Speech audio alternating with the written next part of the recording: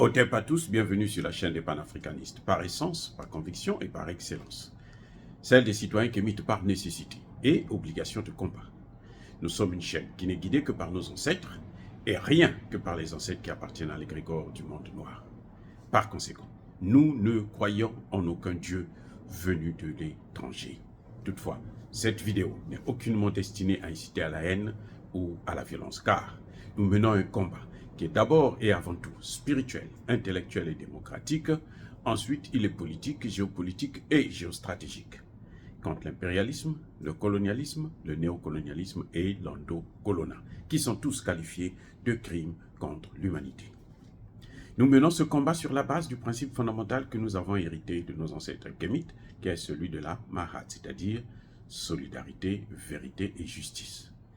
Vous êtes donc en droit de connaître la vérité et nous avons l'obligation de vous dire la vérité, rien que la vérité, afin que justice soit rendue au continent africain. Et ça, c'est notre modeste contribution dans cette noble lutte en faveur de la souveraineté, la dignité, la solidarité et l'unité africaine. C'est exactement ça que nous appelons le panafricanisme.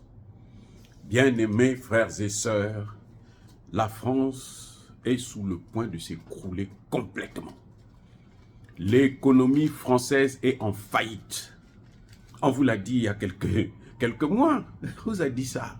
On vous a dit que la France est plus pauvre que tout le continent africain. La dette de la France s'élève à 3 000 milliards d'euros. 3 000. Donc 3 0 0 0 milliards en plus d'euros. La dette de l'Afrique, de tout le continent africain, c'est 800 millions d'euros. Donc, la France est plus endettée que l'ensemble du continent africain, à hauteur de 2,2%. 2 fois plus, 2,2 fois plus. C'est-à-dire que c'est incroyable, presque 2,5. 2,5. Et c'est la France qui veut régler nos problèmes. Je ne comprends pas. Et les Africains continuent à croire que la France peut les sauver. La France ne peut pas les sauver parce qu'elle-même, elle cherche à se sauver là. L'économie française est en train de s'écrouler au point où l'Union européenne met la France sous surveillance budgétaire. Parce que la France ne respecte plus aucune norme. Elle n'a pas les moyens de respecter ces normes. Pourquoi? Question. Eux, ils disent, c'est la mauvaise gestion, c'est le désordre. Non, les gars. Non, c'est le Sahel. Le Sahel. Le Sahel.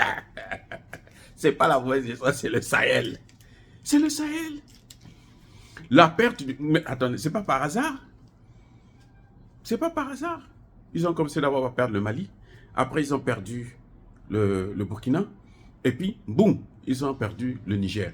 Et boum, l'Union européenne dit non, non, non, non. La France est au même pied d'égalité que la Grèce. C'est-à-dire que la part de l'industrie française dans l'économie française est égale à la part de l'industrie de la Grèce dans l'économie de la Grèce. Donc la France et la Grèce sont au même niveau, en faillite totale. Mais il y a un Premier ministre qui l'avait dit, François Fillon l'avait dit, ça fait depuis plus de 15 ans que je suis en train de gérer ça. Et maintenant, qu'est-ce qui se passe? Quand vous regardez bien, depuis un certain temps, les pays africains ne déposent plus leurs réserves en France. Ils ne déposent plus. Le compte d'opération là, il commence à devenir vide. Le compte d'opération est en train de se vider.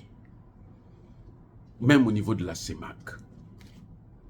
Eh oui, l'Afrique de l'Ouest, la CEMAC, la plupart des pays là, ils ne déposent plus leurs avoirs en France. Ils ne déposent leurs réserves en France. Ils utilisent les marchés avec la Turquie, avec plutôt la Chine, avec la Russie. Qu'est-ce qui se passe? C'est le troc. Venez, prenez telle matière première et nous, donnez-nous telle machine, construisez-nous telle route.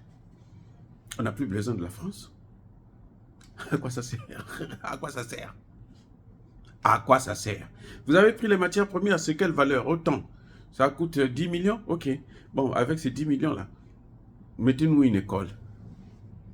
N'allez pas donner notre argent en France, construisez-nous une école. Donc, petit à petit, l'économie française est en train de prendre un coup. Et nous avons dit à la France, arrête avec ça. Laisse-nous faire notre monnaie à nous. Et tu vas vivre tranquillement. Comme ça, on peut aussi coopérer avec toi. On peut avoir des relations, des rapports gagnant-gagnant. Parce que tes entreprises viendront investir non plus derrière l'État. Ce n'est plus l'État qui va faire la pression sur nous, mais c'est nous-mêmes qui allons. Nous allons négocier avec vos entreprises et nous allons trouver des accords qui permettront à ces entreprises de faire le profit et nous aussi. La France dit non. Moi, je dois prendre ce qui vous appartient parce que ce n'est pas pour vous, c'est pour moi. C'est Dieu qui avait donné ça pour moi. Vous étiez que les gardiens. Ah bon, les autres disent, ah bon, ok, on va voir.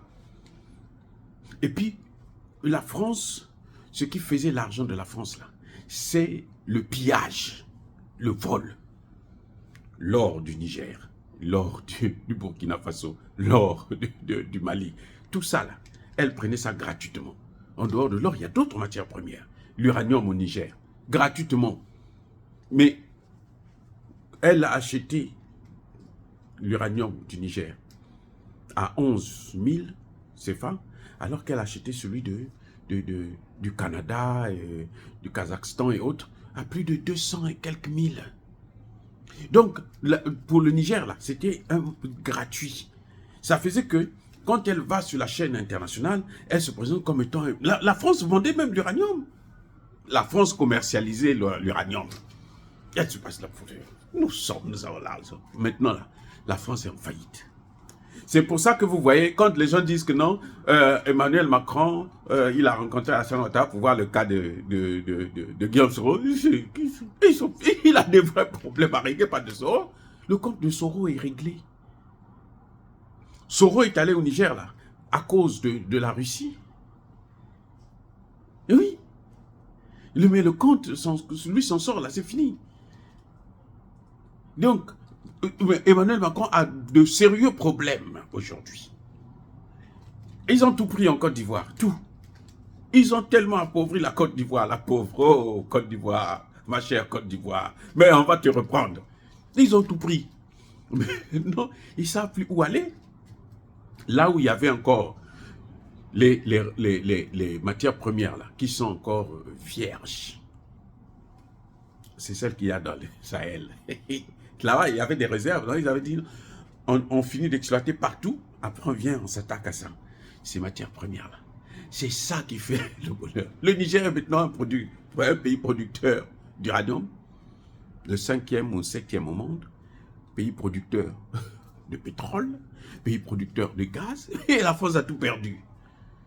Puisque c'était pour elle. En fait, c'était pour elle. Mais elle avait mis ça de réserve.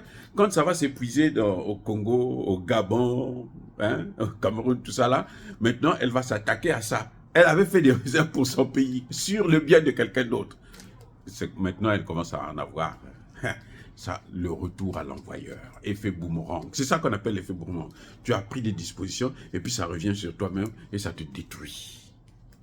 L'économie française est en faillite. La France est maintenant sous contrôle budgétaire de l'Union européenne et des institutions internationales de l'ONU, c'est-à-dire des institutions de Bretton Woods, la Banque mondiale et le même FMI que la France a utilisé pour dévaster, pour dévorer, pour détruire toutes les économies africaines. Maintenant, c'est elle-même qui est sous perfusion de ces institutions. Dire cela, c'est inciter à la haine ou à la violence. Non. Il n'y a pas colère.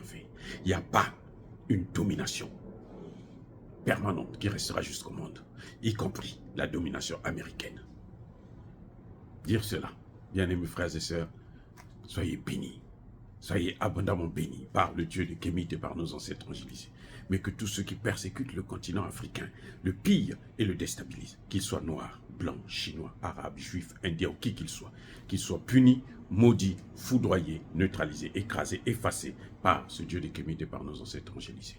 Vive l'Afrique éternelle, j'ai dit et j'assume.